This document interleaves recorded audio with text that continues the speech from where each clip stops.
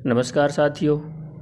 SNA से संबंधित राजस्थान सरकार के वित्त विभाग का एक सर्कुलर जो है वो आया है, जिसमें उन्होंने सभी एसएनए खाताधारक विभाग जो है उनको संबोधित करते हुए कुछ पॉइंट लिखे हैं, जिनमें से कुछ पॉइंट्स जो हैं वो अपने स्कूल शिक्षा के लिए, अपनी स्कूल्स के लिए भी एसएनए खाते के लिए बहुत ज़रूरी हैं। तो इनको हम वन बाय वन देख लेते हैं कि इस सर्कुलर में क्या कहा गया है।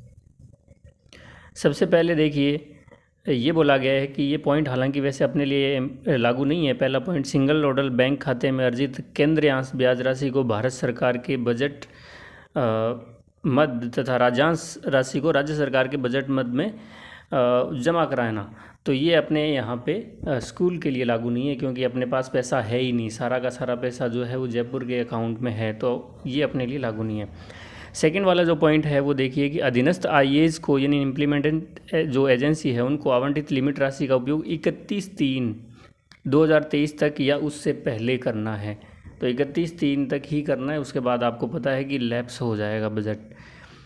अगला पॉइंट जो है तीसरा, वो ये बोल रहा है कि एसएनए खाताधारक बैंक और एनआईसी के अधिकारियों के साथ मिलकर योजना संचालन पोर्टल से किए गए सह व्यवहारों के अंक मिलान के संबंध में आवश्यक कार्रवाई किया जाना सुनिश्चित करें। इसका मतलब ये है कि आप आय और व्यय का जो है वो मिलान कर लें कि कितनी ग्रांट जो है वो आपके स्कूल के लिए सीबीओ कार्यालय से एक्सेप्ट हुई थी, कितनी ग्रांट आपको दी गई थी और उसमें से आपने क्या क्या खर्च कर लिया है।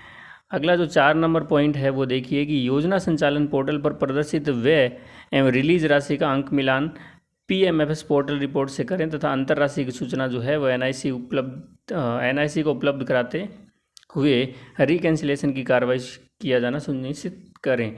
ये भी अपने लिए इतना कोई खास इंपॉर्टेंट नहीं है।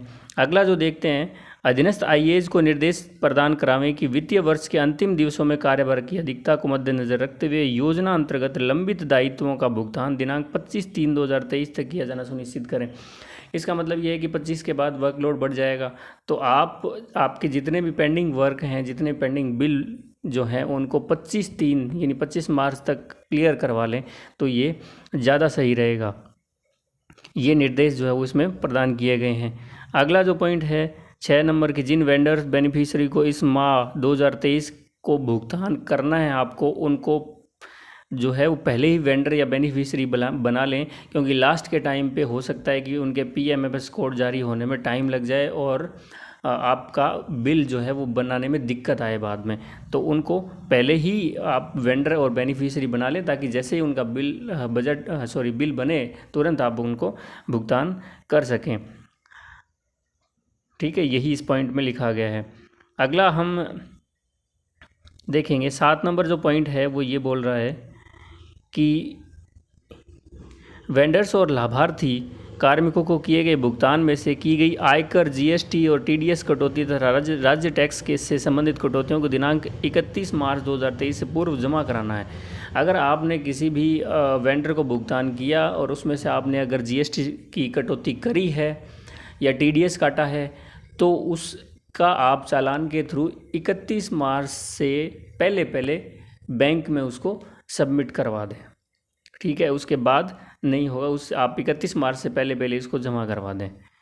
अगला देखिए कि योजना संचालन पोर्टल पर ई एडवाइस के अंतर्गत प्रदर्शित सभी बिलों को दिनांक 31/3/23 तक प्रोसेस किया जाना सुनिश्चित करें।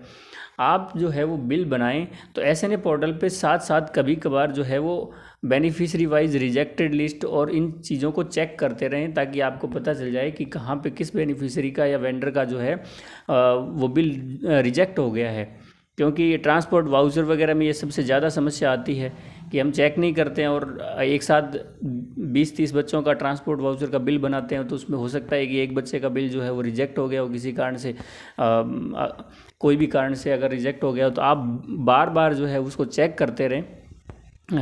स्पेशली इन दिनों लास्ट के टाइम पे आप चेक करें कि जो बेनिफिशियरी वाइज रिजेक्टेड बिल हैं उनको आप देखें, और अगर ऐसा कोई ऑब्जेक्शन है तो आप उनको ई एडवाइस करें और उनको प्रोसेस कर दें, क्योंकि बाद में अगर लास्ट टाइम पे होगा तो हो सकता है कि प्रॉब्लम आए। अगला जो पॉइंट है वो है कि वेंडर लाभार्थियों के बिल जो एजेंसी स्तर पर पेंडिंग है उन्हें दिनांक 25 तक एसएनए को फॉरवर्ड कर दें।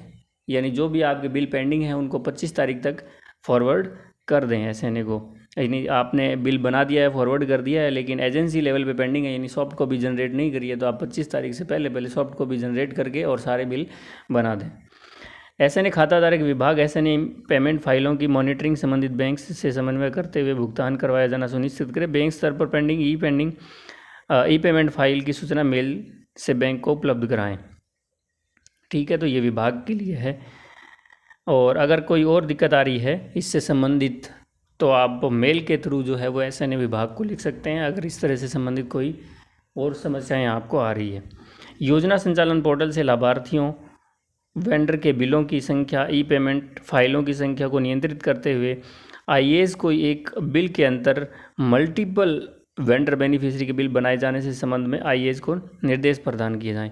आप जब भी बिल बनाएं तो एक एक वेंडर का या एक एक बेनिफिशियरी का एक बिल नहीं बनाएं।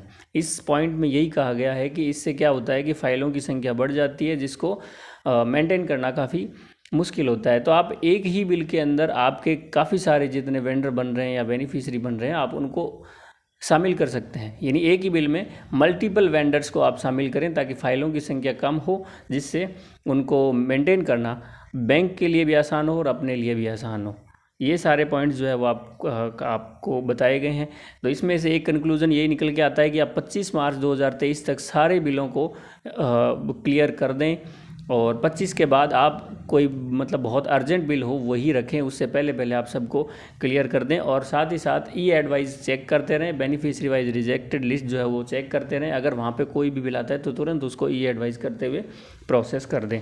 धन्यवाद, शायद ये जानकारियाँ आपके लिए हेल्पफुल रहेगी। Thank you.